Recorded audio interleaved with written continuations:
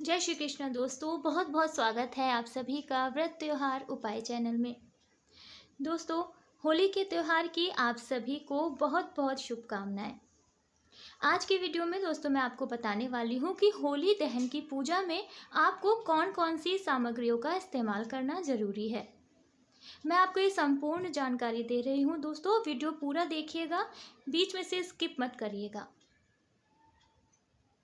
सबसे पहले ज़रूरत होगी एक थाली की।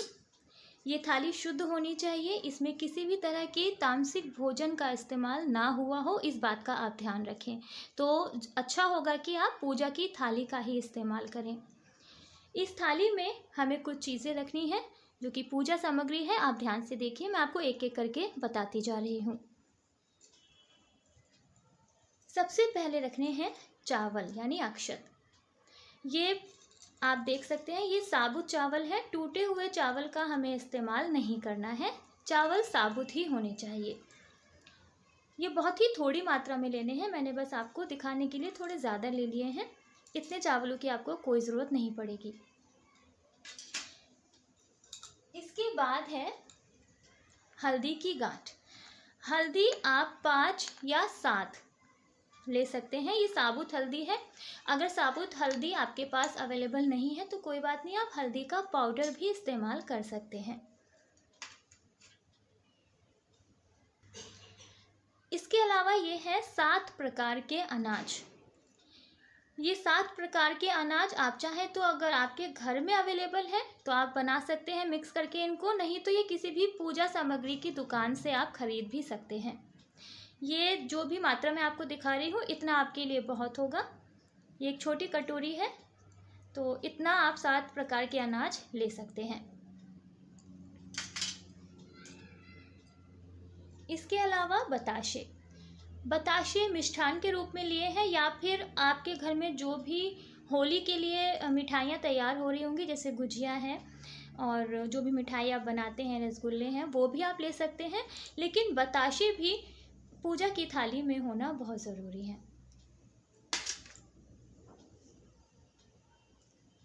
साथ ही जैसे मैंने बताया, आप मिठाई भी रख सकते हैं, जो भी मिठाई आपके घर में बन रही हो। तो मैंने यहाँ पर ये लड्डू लिए हैं, इनको भी मिठाई के तौर पर मैं अपनी पूजा की थाली में रख रही हूँ। इसके अलावा दोस्तों आटा है।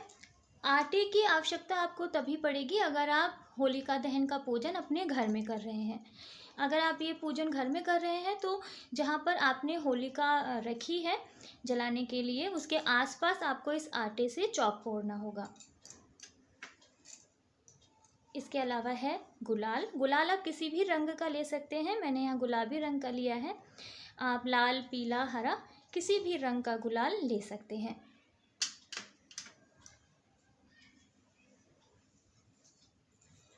इसके अलावा ये तांबे का लोटा है जल के लिए। मैंने आपको अपने वीडियो में बताया था कि आप जो जल अर्पित करेंगे होलिका दहन के दिन तो वो तांबे के लोटे में ही करना शुभ होगा। तो इसीलिए तांबे का लोटा है, इसको आपको पूरा जल भरना होगा, जो कि मैंने अभी नहीं भरा है क्योंकि जस्ट मैं आपको दिखा रही हूँ। इसके अलावा होलिका के जब हम फेरे लेते हैं, जो कि मैंने आपको बताया था 7 या 11 फेरे लेने होते हैं, वो फेरे लेते समय हमें होलिका के चारों तरफ ये कच्चा सूत या कच्चा धागा बांधना होता है। आप इस तरीके का कच्चा सूत भी ले सकते हैं, या फिर अगर आपके यहाँ कलावा इस्तेमाल होता है इस विधि के लिए तो आप ये भी यूज़ कर सकते हैं। इस थाली के अलावा एक और थाली है जो कि मैंने तैयार की है पूजा के लिए, क्योंकि एक थाली में सारा सामान आना संभव नहीं था। तो देख लीजिए इस थाली में भी क्या क्या चीज़ें, मैं आपको एक एक करके बताती जाती हूँ। इसमें मैंने लौंग ली है। लौंग आप देख सकते हैं, मैंने यहाँ पे 6 लौंग ली हैं। ये 6 लौंग इसलिए है क्योंकि अगर आप शादीशुदा हैं तो आपको जोड़े से इसमें लौंग होलिका दहन के समय होलिका की अग्नि में लौंग डालनी होगी। और ये लौंग जो है आप देखिए फूल वाली लौंग ही इस्तेमाल करिएगा। ये देखिए हर लौंग में इसके आगे गोल गोल आप फूल देख सकते हैं। क्योंकि मेरे घर में 3 मेंबर हैं तो मैंने 3 मेंबर के हिसाब से प्रत्येक के हिसाब से 2-2 लौंग ली है, तो 6 लौंग है। तो जितने भी मेंबर आपके घर में हैं उनके हिसाब से 2-2 लौंग लीजिए, अगर वो शादीशुदा हैं तो। इसके अलावा रोली है या कुमकुम, साथ ही देसी घी का दिया है जो कि होलिका की पूजा जब आप करेंगे तब आपको जलाना होगा। इसके अलावा धूप बत्ती है, माचिस, साथ ही ये कुछ पूजा की फूल है, एक माला है और कुछ टूटे हुए फूल भी हैं। तो ये भी पूजा की थाली में होना बहुत ज़रूरी है। इन सारी चीज़ों के अलावा दो बहुत ही महत्वपूर्ण चीज़ें हैं जो कि होलिका दहन की पूजा में इस्तेमाल की जाती हैं। मैं आपको दिखाती हूँ। ये है बड़खुल्ले जो कि गाय के गोबर से तैयार किए जाते हैं। इसकी एक माला बना ली है मैंने।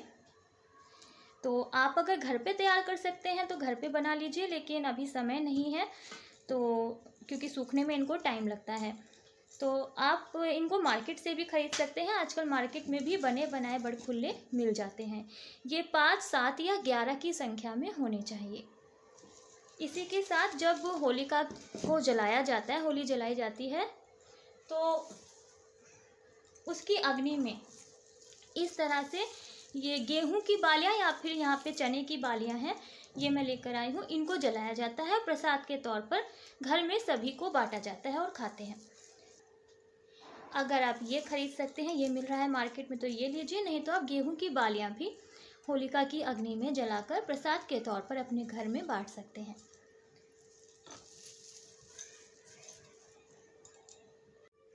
तो दोस्तों, आपने देखा, संपूर्ण सामग्री की जानकारी मैंने आपको दे दी है जो कि होलिका पूजन के समय आपको आवश्यकता होगी। इन सभी सामग्रियों के साथ अगर आप होलिका की पूजा करती हैं तो भगवान विष्णु आपकी सभी मनोकामनाएं पूरी करेंगे, साथ ही आपके घर में खुशहाली और संपत्ति लाएंगे। व्रत त्योहार उपाय चैनल देखने के लिए आप सभी का बहुत बहुत धन्यवाद। जय श्री कृष्णा।